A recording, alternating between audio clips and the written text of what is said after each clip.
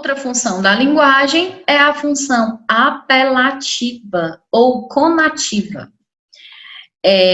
onde o principal elemento é o receptor, ou seja, para quem essa mensagem ela está sendo enviada, e o principal objetivo da função apelativa é tentar convencer o receptor. Então, se a tentativa é convencer o receptor, esse texto ele vai ser escrito, por exemplo, com verbos no modo imperativo. O que são verbos no modo imperativo? São aqueles que expressam um mandado, uma ordem, um pedido, certo?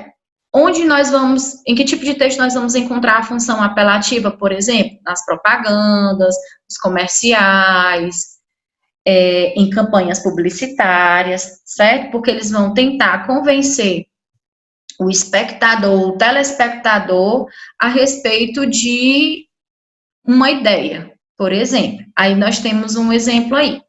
Meu estimado povo, que as bênçãos de Deus Senhor, todo onipotente, desçam sobre vocês. Nós percebam aí a presença da função apelativa também em discursos ou sermões. Aqui um exemplo de texto, né? Você é a letra de uma música. Você que tanto tempo faz, você que eu não conheço mais, você que um dia eu amei demais, você que ontem me sufocou de amor e de felicidade, hoje me sufoca de saudade. Então, observam aí também a função conativa ou apelativa, tentando convencer a pessoa, né, que é receptora da mensagem. Aí temos propagandas, como a da Boticário, né? Quer casar comigo? É fazendo uma analogia entre casar e quasar, que é o perfume, né? Tentando convencer a pessoa a comprar o perfume. Aí a propaganda do IASG, que é um curso de inglês. Quem faz inglês faz mais sucesso. Invista em você, olha esse verbo, invista em você, né? Um pedido, uma ordem, faça IASG. Aí nós temos também um texto, uma plaquinha aí sobre atenção, né, para você ficar ligado, ó, as extremidades dessa placa podem cortar as mãos, podem cortar ou machucar as mãos, não passe a mão nas bordas, então também faz uma solicitação. E proibido colher flores, também função apelativa, porque está expressando uma ordem, uma proibição, tá? Então, função conativa, principal elemento é o emissor, e o principal objetivo principal elemento é o receptor, e o principal objetivo é convencer. Na função referencial, nós temos aí como principal elemento o próprio contexto, em que o texto vai ser construído, vai ser emitido. Ao contrário da função emotiva, o referencial ele é escrito em terceira pessoa, por esse motivo ele vai ser objetivo, tá? E um dos principais objetivos da função referencial é informar o leitor, informar o receptor, tá certo? Aí nós temos como informar, traduzir, explicar fatos da nossa realidade. Um texto que é muito conhecido de vocês, que tem a função referencial, são as redações dissertativas que vocês fazem nas nossas aulas de redação, tá? E aí, como exemplos dessa função referencial, nós vamos ter aqui um texto informativo, falando sobre alguns cuidados que nós devemos ter, né, ó, cuidado, pode haver um bicho morando no seu nariz, falando sobre os cuidados com a pele, então, informando aí sobre o entupimento dos poros, falando sobre as glândulas sebáceas. Então, esse texto aqui é um texto que tem a função de informar o leitor sobre os cuidados que ele deve ter com a pele. Outros textos que exemplificam a função referencial, né, são textos publicados em jornais. Também nós temos aqui um mapa do Brasil que não deixa de ser uma função referencial, porque vai fazer com que vocês, estudantes, localizem, se informem sobre capitais, rios, os afluentes, né, as cidades, e também aqui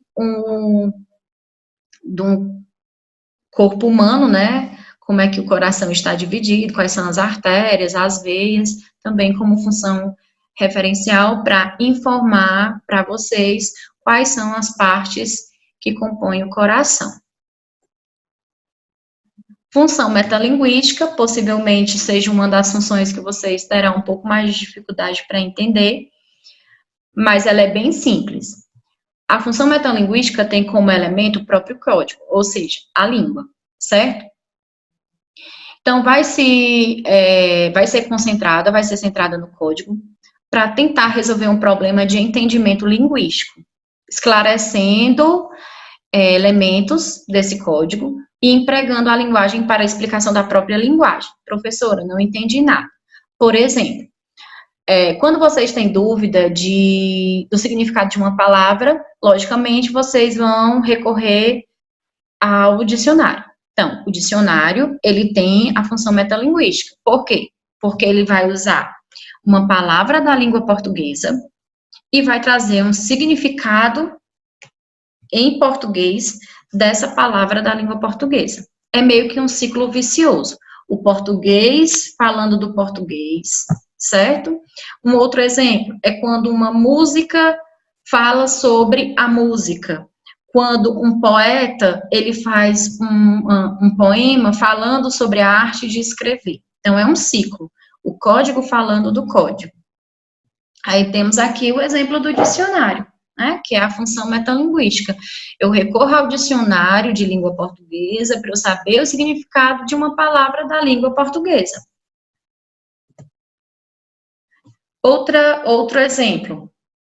A leitora, que é minha amiga e abriu este livro com o fim de descansar da cavatina de ontem para a valsa de hoje, quer fechá-lo às pressas, ao ver que beiramos um abismo. Não faça isso, querida. Eu mudo de rumo. Então, o autor escreveu um livro falando que a leitora desse livro é a amiga que abriu o livro. Então, é um ciclo vicioso. Poesia, falando de poesia. O que é a poesia? Uma ilha cercada de palavras por todos os lados. Que é um poeta? Um homem que trabalha com o suor do seu rosto, um homem que tem fome como qualquer outro homem. Então, a poesia falando sobre o que é poesia, o poeta, também a poesia falando sobre o que é o poeta. Aqui outros exemplos, né? Na imagem de cima, do lado esquerdo, nós temos aí um desenho retratando a forma como se desenha, né? Uma tirinha retratando o macaquinho reproduzindo uma tirinha, a tirinha dele próprio, né? Função fática, o principal elemento é o canal. Então, a função fática vai acontecer quando o emissor desejar verificar se o canal de comunicação está funcionando, ou se ele está sendo compreendido pelas pessoas que o ouvem. No caso, geralmente a função fática vai vir num texto com discurso direto, que é um discurso direto, é aquele que vai estar sendo representado falas, conversas, né, onde a gente vai perceber a presença, no caso da escrita, do travessão, marcando a fala das personagens, e aí nós temos aqui alguns exemplos de textos com a função fática, né? Olá, cruz credo, é quando a função fática também está quando você liga para alguém, né, que você fala alô, e aí do outro lado da linha a pessoa também fala alô, como vai, tudo bem, né?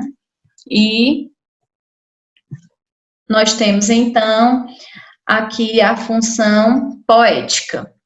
O principal elemento é a mensagem, vai haver uma preocupação com a estrutura dessa mensagem, né, com a sonoridade, com o ritmo, com as rimas, certo? É uma função que vai ser comum nos textos literários, Publicitários em letras de música. Nós vamos perceber na função poética a presença de figuras de linguagem e na função poética vai haver uma preocupação com a estrutura do texto também. Vejam aí no exemplo lixo, né, que toda a palavra lixo, ela é composta da palavra luxo, né, lixo é luxo. Vejam aqui também, nós temos um poema, né, sendo retratado aí por uma xícara de café, também está preocupado muito com a estrutura do poema, não só com a mensagem, mas também com a estrutura do poema, tá? E aí eu fiz para vocês também um mapa mental, resumindo todas as funções da linguagem. Lembrando, os principais elementos da comunicação são o emissor, o receptor, o canal, a mensagem, o código e o contexto. As 6 funções da linguagem são função emotiva ou expressiva, referencial ou informativa, metalinguística, conativa ou apelativa, poética e a função fática. Sugiro que vocês vejam na descrição do vídeo, que eu vou disponibilizar esse mapa mental para vocês, caso vocês queiram imprimir ou tentar copiar da mesma forma, tá certo? Então, no mais, gente, estudem, procurem realizar as atividades, anotem dúvidas do conteúdo para as nossas próximas conferências via Zoom, certo? No mais, um beijo e fiquem com Deus.